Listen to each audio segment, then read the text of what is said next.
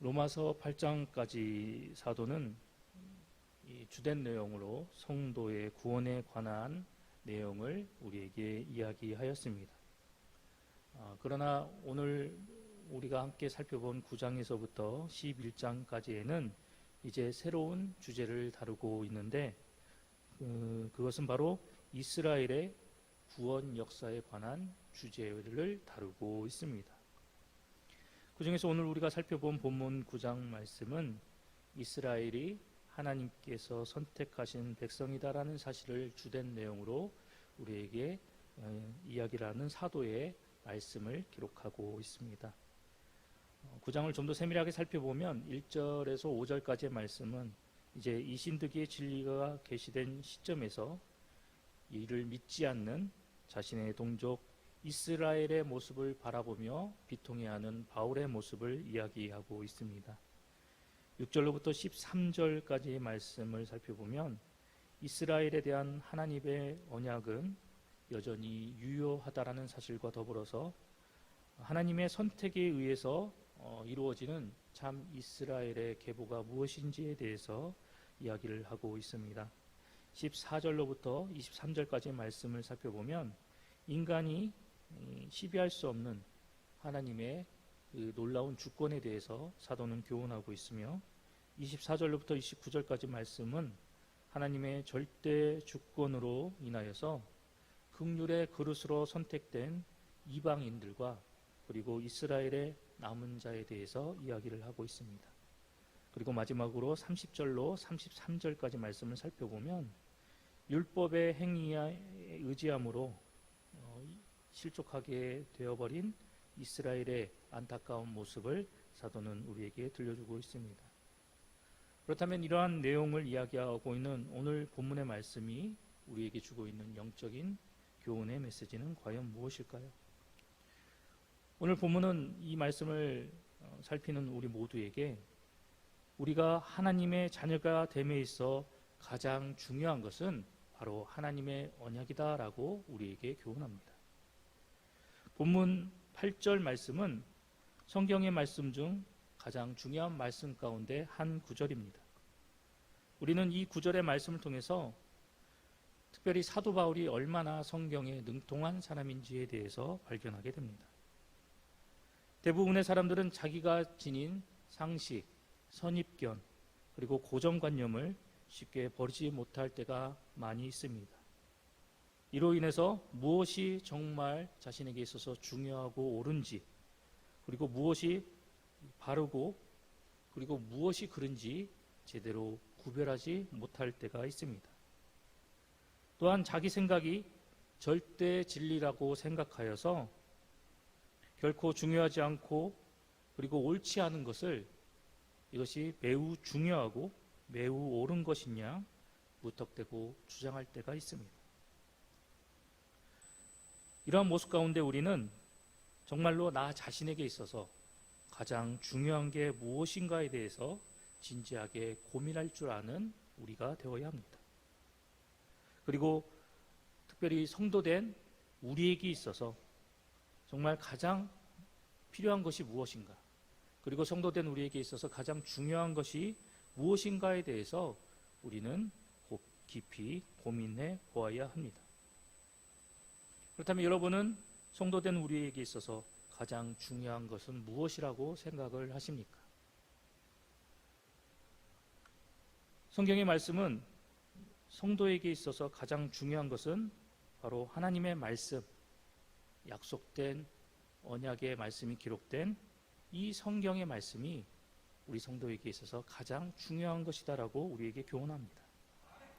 성경은 우리가 구원을 얻는 일에서부터 우리가 살아나가는 하루하루의 삶 속에서 나타날 수 있는 세세한 생활에 이르기까지 우리가 어떠한 방향과 어떠한 목적으로 그리고 어떠한 모습으로 하나님 앞에 나아가야 하는지에 대해서 그 나아갈 바를 밝혀주는 유일한 기준이 되는 것이 바로 성경의 말씀입니다.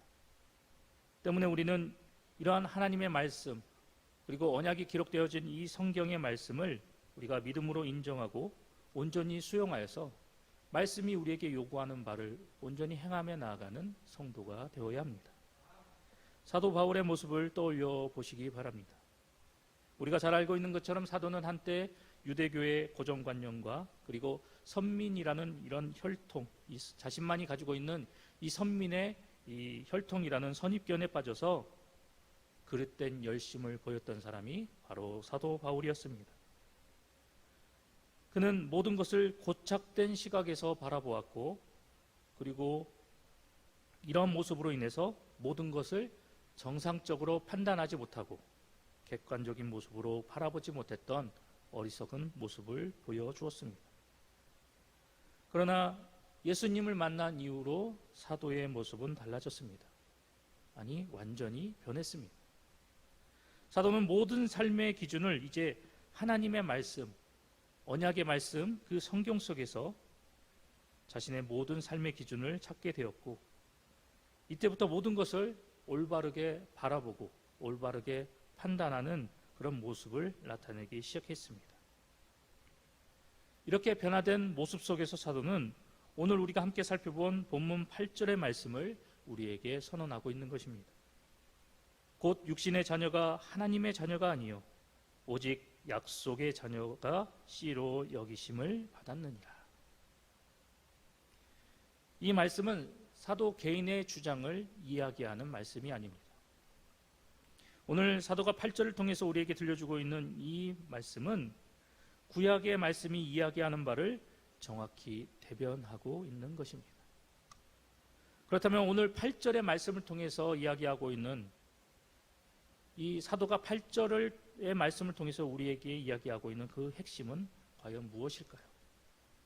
그것은 바로 하나님께서는 아브라함의 후손이라 해서 그 사람을 당신의 자녀로 삼아 주신 적은 단 한 번도 없다라는 사실입니다. 우리가 잘 알고 있는 것처럼 과거 아브라함에게 이삭 외에도 이스마엘이라는 자녀가 있었습니다. 그런데 이스마엘이 하나님의 자녀로 인정을 받았을까요? 성경을 보면 오직 이삭만이 하나님의 자녀로 인정받았음을 보게 됩니다.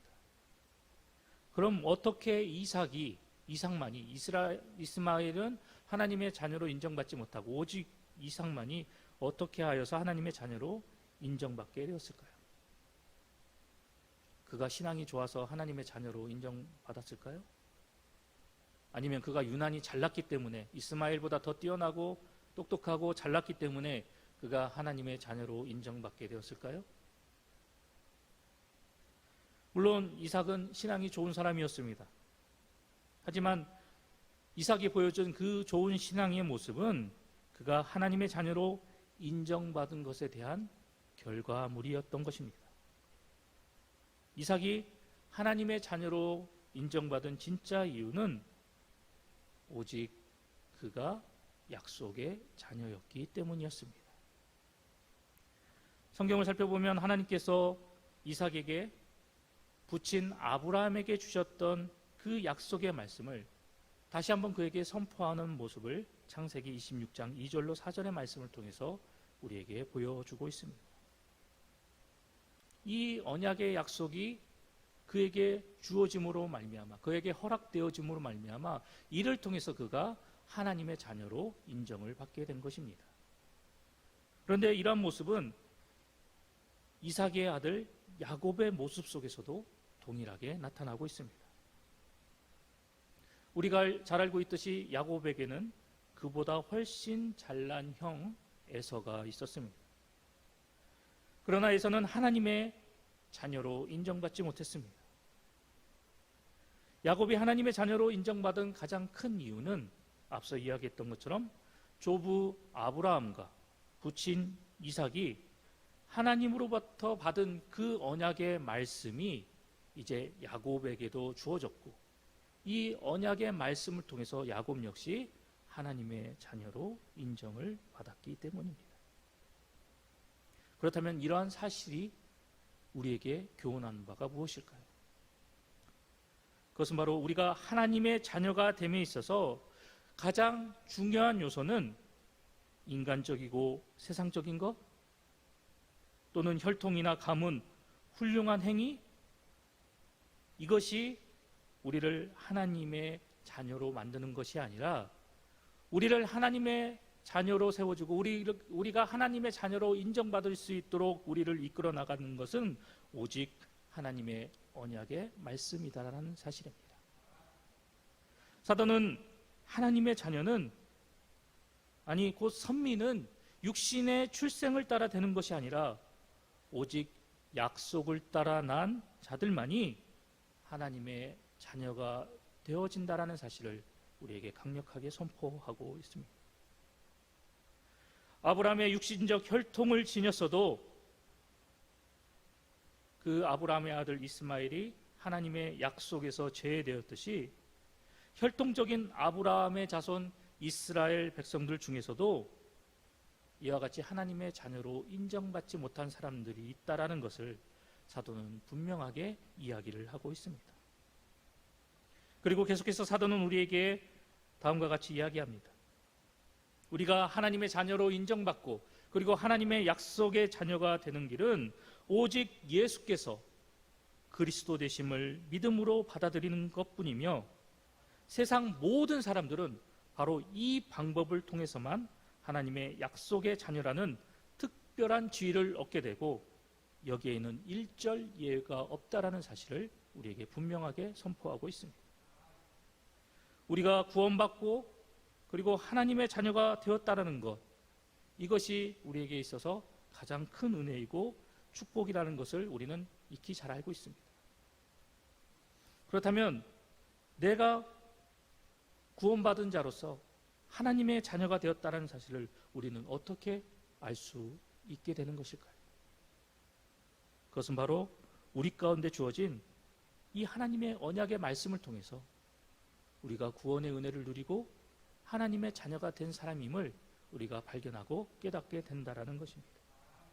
이러한 까닭에 오직 언약의 말씀, 우리에게 주어진 그 하나님의 약속의 말씀을 우리는 신실하게 붙들고 살아가는 성도가 되어야 함을 성경은 우리에게 분명하게 교훈하고 선언하고 있는 것입니다. 이러한 사실을 익히 잘 알고 깨달았던 베드로 사도는 다음과 같이 우리에게 이야기합니다. 보배롭고 지극히 큰 약속을 우리에게 주사 이 약속으로 말미암아 너희가 정욕 때문에 세상에서 썩어질 것을 피하여 신성한 성품에 참여하는 자가 되게 하려 하셨느니라. 베드로후서 1장 4절의 말씀입니다.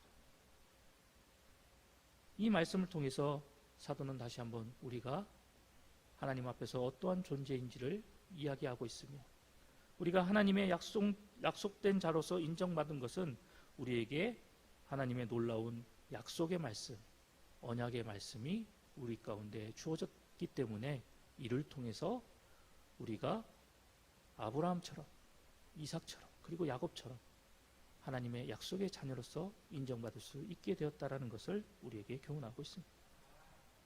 오늘도 우리에게 주신 이 말씀을 통해서 내가 하나님 앞에서 어떠한 존재인가를 다시 한번 깨닫고 우리에게 이렇게 놀라운 은혜를 허락하여 주신 그 하나님 앞에서 내가 하나님의 언약과 약속의 말씀을 부여받은 자로서 이를 통해서 구원의 은혜를 누리고 하나님의 자녀가 되어진 놀라운 은혜를 그리고 이 놀라운 복을 거머쥔 자로서 나는 주어진 하루 속에서 어떠한 삶을 살아가야 할 것인가, 그리고 나의 삶을 통해서 어떻게 하나님께 영광을 돌릴 것인가에 대해서 더욱더 깊이 고민하고 그러한 모습으로 온전히 살아나갈 수 있도록 하나님의 도심을 간구하는 성도가 되어야 할 것입니다.